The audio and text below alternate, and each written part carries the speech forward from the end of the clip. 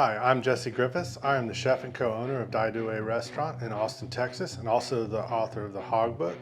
And today I'm going to be breaking down a whole feral hog. First, let's talk about tools. So we're going to need a thin bladed, very flexible knife, a boning knife, something like this, or even like that. And then also a cleaver. I like to do a thin bladed cleaver and a rubber mallet. You can get this at any hardware store.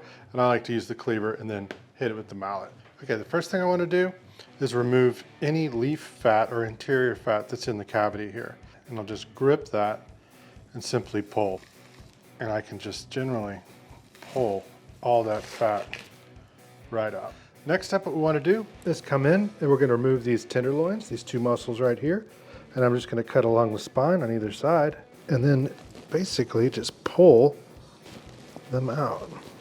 Next, what I want to do is separate the hindquarters from the rest of the carcass. And what I'm going to do is separate that right here, kind of where there's this protruding bone. Right in front of that bone, all the way down. And we'll repeat that on the other side.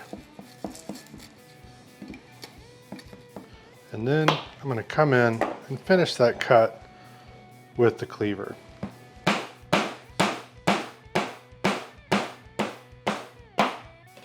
Now, I've got my hindquarters ready to go. All right, next what I want to do is remove the individual hams. I'm going to trace a line from up here, kind of at a diagonal, to kind of open it up a little bit. And then I can put a little pressure downward and break those ball and socket joints open a little bit, like so. There it is. And once I do that, I will just start to follow with my knife as hard in there as I possibly can, and then around that ball joint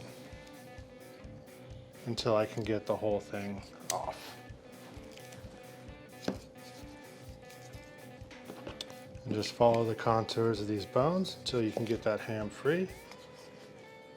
And then we've got our first ham off, and then come in and repeat that with the second one. Now I've got my two hams. What I want to do is come in and remove the shanks off of both of them, leaving a bone-in ham, but you could just as easily come in and remove that bone. It's a very easy bone to remove. So to remove the shank, what I want to do is just find that little dimple that's right there. I push the leg forward and I get that little dimple right there. And what I can do is then just cut all the way around. Once you find that sweet spot right there, you can go right through it. And you have a shank and then one bone-in ham. These can be very simply boned out by taking the bone out from here to there. It runs in a nice straight line. Come in, remove that, and then you've got a lot of really good usable meat for trim. Okay, now we need to remove these front legs. And so what I like to do is hold it up so I got a little bit of gravity pulling the rest of the body away from me, and then cut down through here and along the shoulder blade and take that front arm off. Turn it around and repeat that with the other side. Okay, now I want to just separate this shoulder into two kind of equivalent roasts. And so what you want to do is kind of just find, again, there's going to be a ball joint in there, and find kind of where that wiggles. And then I'm going to make a cut straight across and right through that ball and socket joint. And what that does is just kind of separates this into two almost equal pieces. Now I'm going to break this midsection down, this shoulder part minus the arms, into two pieces. And I prefer to separate this out between the 5th and the 6th rib.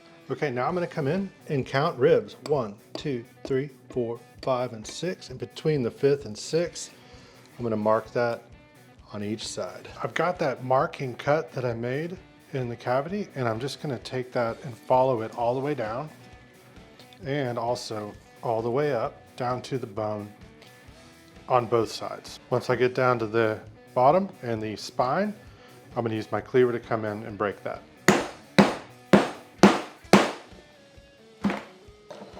Break through the sternum. And now I have this front shoulder section and then the midsection with the ribs and the loin.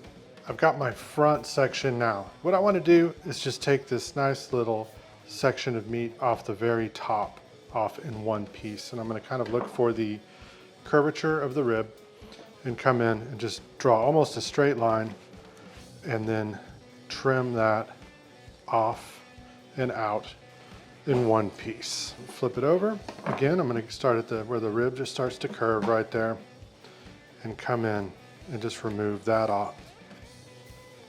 Okay, now I've got both of those. I'm going to just leave them whole, but you can also take them, cut them into thick slices. I'm going to take these ribs off just for a slow cooking rib cut. Just going to kind of stand it up and then cut down the spine and take each of these ribs off. Then repeat on this side, like so.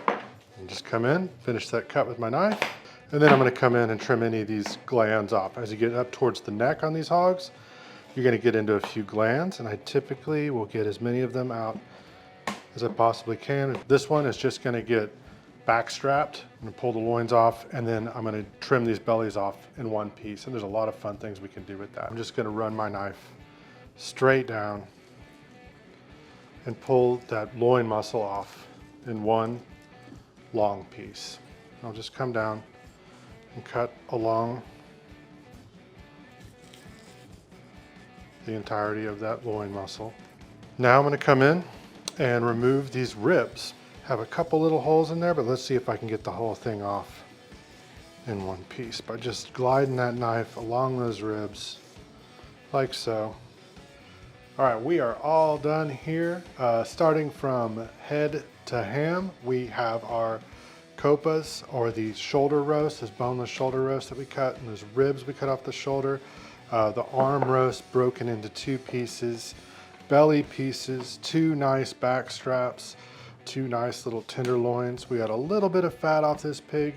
This is the sausage and stew trim that we've just got just during the butchery process. If we want to further break down some of these larger cuts, we can do that too. This is a bone-in ham, 2 shanks. You know how I feel about pigs. I hope you've learned a lot, and look for this and even more content on themeateater.com.